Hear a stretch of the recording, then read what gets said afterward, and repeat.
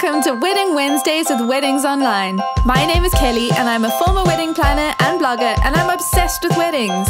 If you're planning a wedding in Ireland, you're in the right place. You're going to learn the tried and tested methods to planning your dream wedding without the added stress. Think of this as your one-stop shop for everything to do with planning your wedding in Ireland. With me, your new wedding planning bestie, and a cup of tea. This is Wedding Wednesdays with Weddings Online. Whoa, happy Wednesday. Welcome to Wedding Wednesdays with Weddings Online. I'm Kelly, I'm your host, and my voice is not normally this croaky, but I have a bit of a cold. So please excuse me if I pause to cough during this podcast recording. I will try my best not to. But today we're talking all about making your wedding accessible and disability friendly. So we all want to create a wedding that's special for us, but we also want to create a wedding that's special for our guests. And we've actually done an episode before about looking after your guests and some of the ways you can make them feel comfortable, some of the ways you can give them information that they need, which just helps them to plan ahead. And I'll drop a link to that episode in the comments. But, there's so many things that you can do to look after all your guests. But it's also worth noting that 1 in 7 people in Ireland has a disability.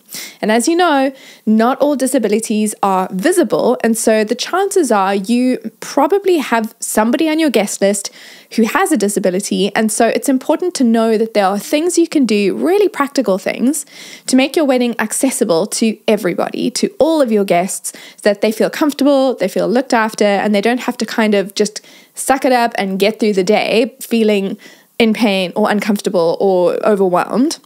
So today I'm going to walk you through a few things that you can do to look after those guests. They're super simple, really practical things. Some of them are questions you can ask your venue. Some of them are just ways that you can get information from your guests in a comfortable way that's not awkward for them. So let's start with that one. So as I mentioned, not all disabilities are visible. And so my first piece of advice is don't make any assumptions.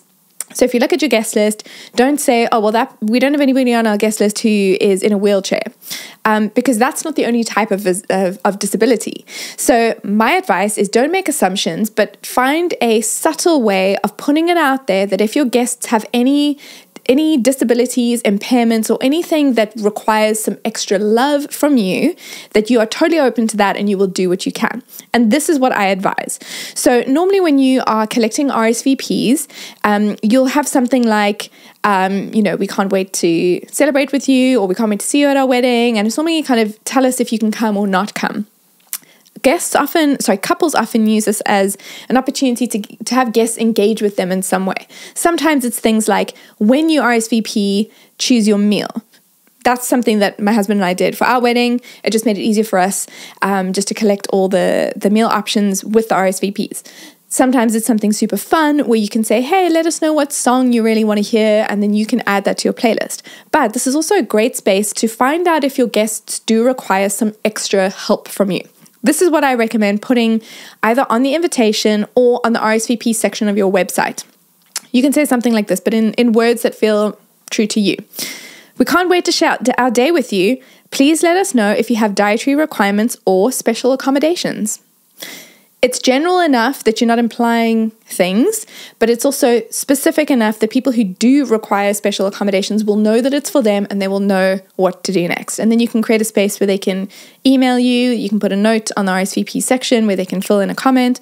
Whatever it is, it's just a great space to say, hey, if anyone on our guest list requires any special accommodations, we want to look after you. And then, in addition, if you know someone has special needs, it doesn't hurt if you just reach out to them individually and ask them. You can say something like, hey, we're planning our wedding. We just want to make sure that the wedding and everything we have at our wedding is accessible to you. So could you give us some ideas of what we need to look out for? People won't be offended by this. People don't assume that everybody knows everything. So it's okay to ask. It's okay to say, hey, we want to make sure you're comfortable at our wedding. And then if your friend does have a disability, an impairment, or requires some kind of special accommodation, they'll let you know. And then you can do with that information what you will.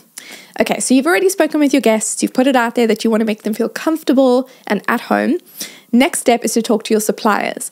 So our first piece of advice was not to make any assumptions. Second piece of advice is advise your suppliers not to make any assumptions. And now you have to know suppliers have been in the industry for a long time.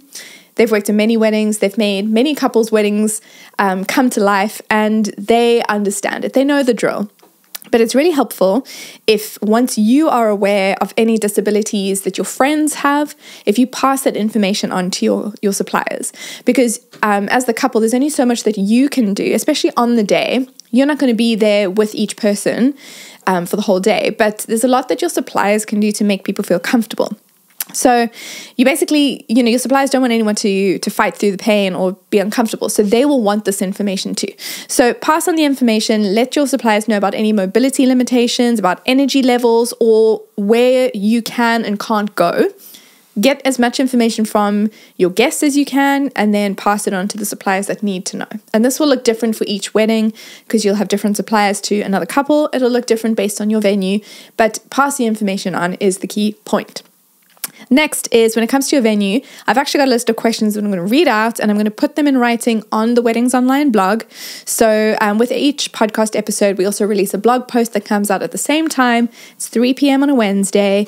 And in the blog post, you'll have the written notes of the episode breakdown. And these questions will be included in that. So I recommend that you head over to the blog right after you've listened to this, weddingsonline.ie/blog, and you will find the information.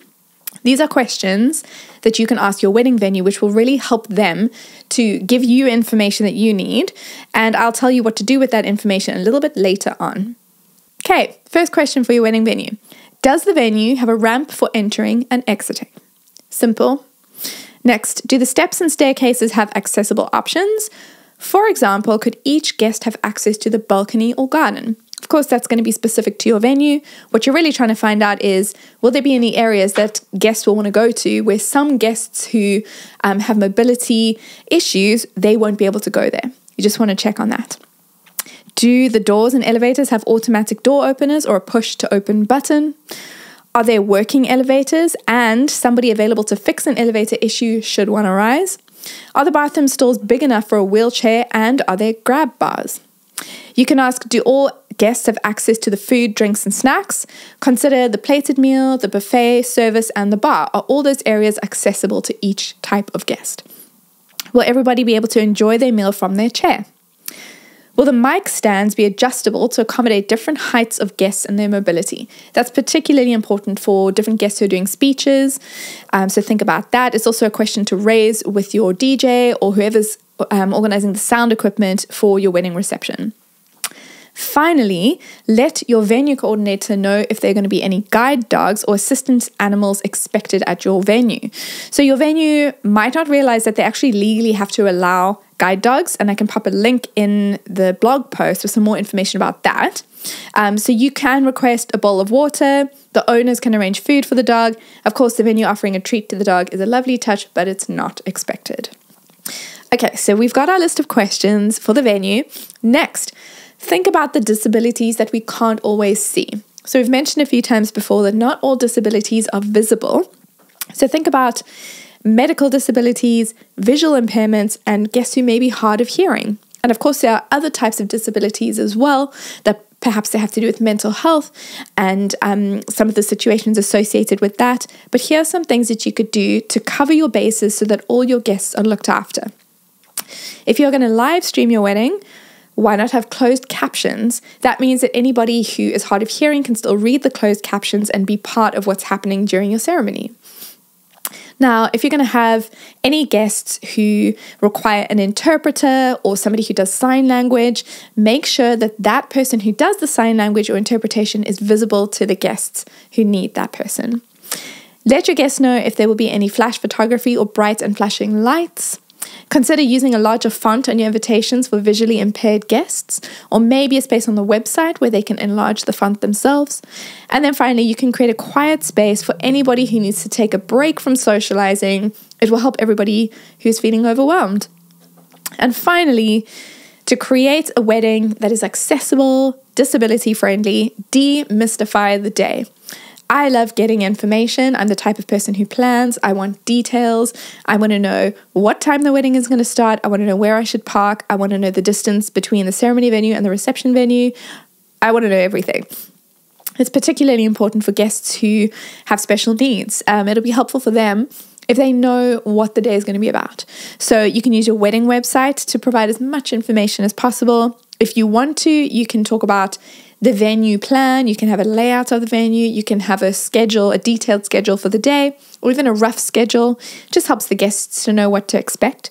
You can also have an FAQ section where you give some valuable information that only guests who need it will be able to find it. So let me quickly summarize for you.